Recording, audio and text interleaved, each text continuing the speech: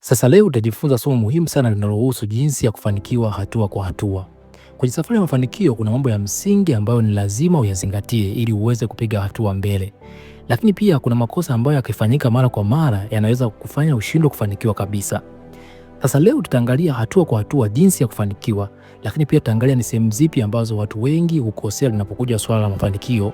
Lengo ujifunze, ujitathmini na uanze kufanya mabadiliko sahihi kwenye safari ya maisha yako. Karibu tujifunze pamoja.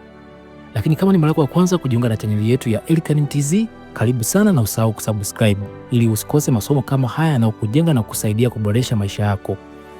Sasa kabla tujaangalia jinsi ya kufanikiwa hatua kwa hatua, kuna mambo ya msingi unatakiwa ujifunze.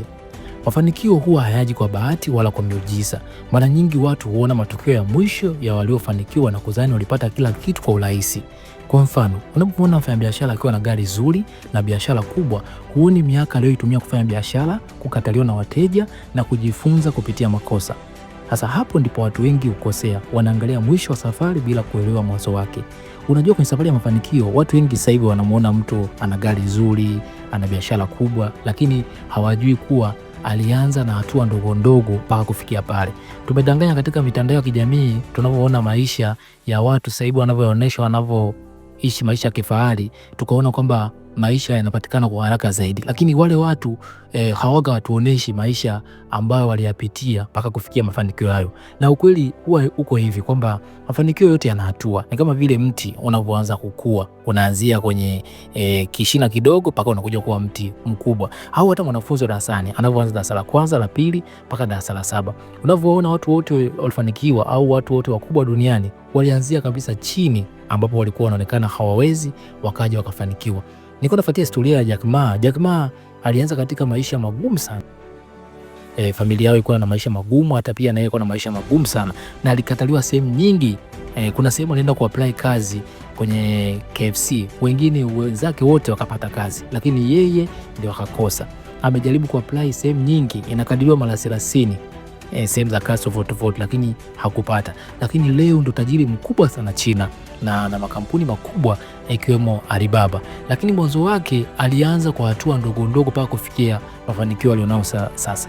Sasa kwa leo ukimwona kama ni tajiri mkubwa China, unaweza kuona kwamba ni mtu mwenye bahati au alipata miujiza fulani ndo akapata zile pesa, lakini alianzia chini kabisa.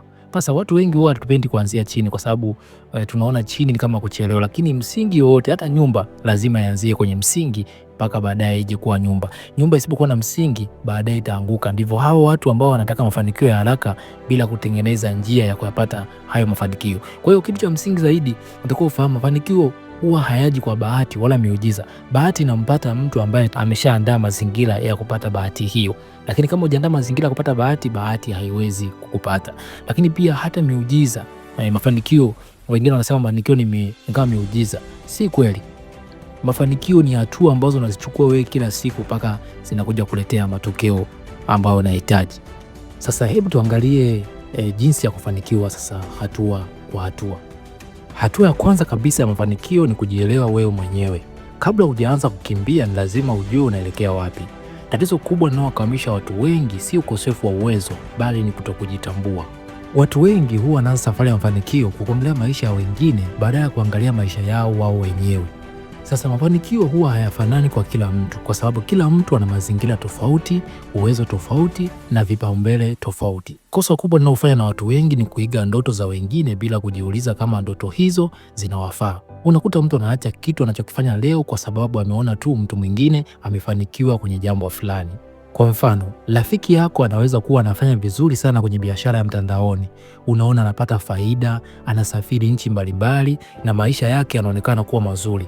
Bila kujitathmini unaamua kuingia kwenye biashara hiyo hiyo, lakini baada ya muda unaanza kuona kama haikufai, unaachana nayo. Sio kwa sababu biashara hiyo haifanyi kazi, bali kwa sababu haikukufaa wewe, au labda ulikuwa hauna uvumilivu wa kukaa mtandaoni muda mrefu, au mazingira yako yalikuwa sio rafiki, au kipaji chako kipo eneo lingine kabisa.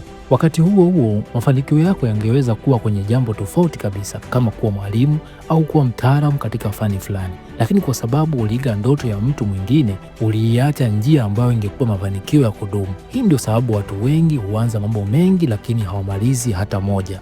Kujitambua ni kujiuliza maswali ya msingi kama mimi nina nguvu zipi, ninafurahia kufanya nini hata bila kulipwa, mazingira yangu yananiruhusu nini kwa sasa, nataka maisha yangu yaweje baada ya miaka 5 au 10. Majibu ya maswali haya hukusaidia kuchagua njia inayokufaa, sio njia ya mkumbo ya watu. Ukipata uelewa huu mapema, safari yako ya mafanikio inakuwa nyepesi zaidi. Hautahangaika kuiga kila fursa mpya unayoiona, na utakuwa na msimamo, uvumilivu na mwelekeo. Na hata kama changamoto zinapokuja, hautakata tamaa kirahisi, kwa sababu unajua unachokifanya kinaendana na wewe. Sasa baada ya kujitambua na kuelewa mafanikio yako binafsi, hatua inayofuata ni kuweka malengo yaliyo wazi. Watu wengi wanataka kufanikiwa, lakini hawajui wanataka kufanikiwa vipi, lini au kwa kiwango gani. Ndio maana wanajikuta wanachoka njiani au wanahama kutoka jambo moja kwenda jingine bila kuona matokeo. Lengo linakupa mwelekeo. Bila lengo, juhudi zako zinafanana na mtu anayesafiri bila ramani. Anaweza kuwa anatembea sana lakini hafiki popote. Malengo yanakusaidia kujua nini ufanye leo, wiki hii na mwaka huu. Tatizo kubwa ni kwamba watu wengi huweka malengo ya ujumla. Mfano, mtu anasema nataka maisha mazuri au nataka pesa. Haya si malengo, ni matamanio. Lengo linapaswa kuwa maalumu na linapimika. Linapaswa kukulazimisha kuchukua hatua fulani. Kwa mfano, baada ya kusema nataka kuwa mfanyabiashara bora, unaweza kusema ndani ya miezi 6 nataka kuanzisha biashara ndogo itakayoniingizia angalau shilingi 300,000 kwa mwezi. Lengo kama hili linakufanya uanze kufikiria, nitauza nini, nitaanzia wapi, mtaji nitaupataje na nitapataje wateja. Malengo pia hukusaidia kupima maendeleo yako. Kama hujaweka lengo, utajua kama unaendelea mbele au umesimama. Lakini ukiwa na lengo, unaweza kujiangalia na kusema, nilipanga kufikia hapa, kufikia muda huu, na niko wapi sasa? Hii inakupa nafasi ya kujirekebisha badala ya kukata tamaa. Ni muhimu pia kuelewa kwamba malengo si lazima yawe makubwa sana mwanzo. Unaweza kuweka malengo madogo madogo yanayoelekea kwenye lengo kubwa. Hatua kwa hatua, malengo madogo hukujenga, hukupa hamasa na kukufanya uone maendeleo katika maisha yako. Sasa baada ya kuweka malengo yenye mwelekeo, hatua inayofuata ni kujifunza kabla ya kutaka kuona matokeo. Sasa hapa ndipo watu wengi hukosea. Watu wengi wanataka kuona matokeo ya haraka, pesa, heshima au mafanikio, lakini hawataki kupitia mchakato wa kujifunza unaohitajika kufika huko. Hakuna mtu yeyote aliyefanikiwa bila kujifunza. Kila eneo la maisha lina kanuni zake. Ukizivunja au ukazipuuza, matokeo yanakuwa mabaya hata kama una bidii. Kujifunza kunakupa ramani ya safari unayoiendea, ukufundisha nini ufanye, nini uepuke na kwa nini wengine walishindwa kabla yako. Kwa mfano, mtu anaweza kuona rafiki yake anafanya biashara na anapata faida, naye akaamua kuiga biashara hiyo bila kujifunza. Anaanza kuuza bila kuelewa wateja wake ni nani, bei ya soko ikoje au changamoto zinazoweza kutokea. Baada ya muda mfupi, biashara inaporomoka. Si kwa sababu biashara hiyo haina faida, bali kwa sababu mtu huyo hakujifunza kabla ya kuanza. Kujifunza hakumaanishi lazima urudi darasani miaka mingi. Inaweza kuwa kwa kusoma vitabu, kusikiliza mafunzo kama haya ya Elikhan Mtz, kuuliza waliokutangulia au hata kujifunza kupitia makosa madogo. Kila ujuzi una thamani. Kila somo unalojifunza linakuokoa na kosa kubwa la baadaye. Ni muhimu pia kuelewa kwamba kujifunza ni mchakato unaoendelea. Hata watu waliofanikiwa sana bado hujifunza kila siku. Dunia hubadilika, teknolojia hubadilika na mbinu hubadilika. Ukiacha kujifunza, unarudi nyuma katika safari yako ya mafanikio. Kabla hujaanza kudai matokeo, jiulize, nimejifunza vya kutosha? Nimeelewa ninachokifanya? Ukijibu maswali haya kwa uaminifu, utaongeza nafasi kubwa ya kufanikiwa. Sasa baada ya kujitambua, kuweka malengo na kujifunza, hatua inayofuata ni kuchukua hatua. Sasa hapa ndipo watu wengi hukwama. Watu wengi wanajua wanachokitaka na hata wanajua wanachopaswa kufanya, lakini hawaanzi. Wanasubiri muda sahihi, pesa ziwe nyingi au hali yao mpaka iwe vizuri. Ukweli ni kwamba hakuna vitu vitakuja vyote kwa wakati mmoja. Mafanikio hujengwa kwa hatua ndogo ndogo zinazochukuliwa kila siku. Hatua hizo zinaweza kuonekana ndogo sana leo, lakini baada ya muda zinajenga mabadiliko makubwa. Tatizo la watu wengi ni kutaka kuruka hatua na kuanza kitu kikubwa sana bila maandalizi ya kutosha. Kwa mfano, mtu anayetaka kuboresha maisha yake anaweza kuanza kubadilisha tabia moja tu ndogo. Anaweza kuanza kuamka mapema au kuanza kuandika malengo yake kila asubuhi. Hatua ndogo kama hizi zikifanywa kila siku hujenga nidhamu na mabadiliko makubwa bila hata mtu kugundua. Hivyo mtu anayetaka kuanzisha biashara huwa haanzi kwa kuwa na kampuni kubwa. Anaanza kwa kuwa na wazo la biashara, mteja mmoja au bidhaa chache. Anajifunza kutokana na kila hatua, anarekebisha makosa na anaendelea mbele. Hatua ndogo ndogo ndizo zinazoondoa hofu na kujenga ujasiri. Hatua pia huondoa mkanganyiko. Kadri unavyochukua hatua ndivyo unavyoelewa zaidi kile kinachofanya kazi na kile kisichofanya kazi. Ukikaa bila kuchukua hatua, mawazo huzidi na hofu huongezeka. Mafanikio huwa hayaji kwa hatua kubwa za ghafla, yanahitaji hatua ndogo zinazofanywa kila siku bila kukata tamaa. Ukianza pale ulipo, hata kama ni kidogo, tayari umeanza safari ya kufanikiwa. Sasa baada ya kuchukua hatua, changamoto zinaanza kuonekana. Sasa hapa ndipo watu wengi hukata tamaa. Wengi hufikiri mafanikio yanapaswa kuja haraka, na yasipokuja haraka wanahisi wamefanya makosa. Ukweli ni kwamba changamoto si ishara ya kushindwa, bali ni sehemu ya safari. Uvumilivu ni uwezo wa kuendelea hata pale matokeo yasipoonekana wazi. Nidhamu ni kufanya unachopaswa kufanya hata kama huna hamasa. Watu wengi hutegemea hisia, lakini mafanikio huwa hayategemei hisia, yanategemea tabia unazozirudia kila siku. Kwa mfano, mtu anaweza kuanza biashara kwa hamasa kubwa wiki za mwanzo, lakini anapokosa wateja au faida kuchelewa, hamasa inapungua. Sasa hapo ndipo nidhamu inapohitajika. Kwa kuendelea kufungua biashara kila siku, kuendelea kutafuta wateja na kuendelea kujifunza hata kama hakuna anayeona juhudi zako. Uvumilivu pia unahusisha kukubali makosa. Hakuna safari ya mafanikio isiyo na makosa. Watu wengi wanapokosea mara ya kwanza hujihukumu na kujiona hawafai, lakini waliofanikiwa hutazama kosa kama somo. Wanajiuliza, nimejifunza nini hapa na nitafanya nini tofauti safari ijayo? Ni muhimu kuelewa kuwa mafanikio ya kweli huchukua muda. Kuna mambo yanahitaji miezi au hata miaka ili matokeo yaonekane. Kama huna uvumilivu, utaacha kabla ya kufika. Wengi huacha hatua chache tu kabla ya mafanikio.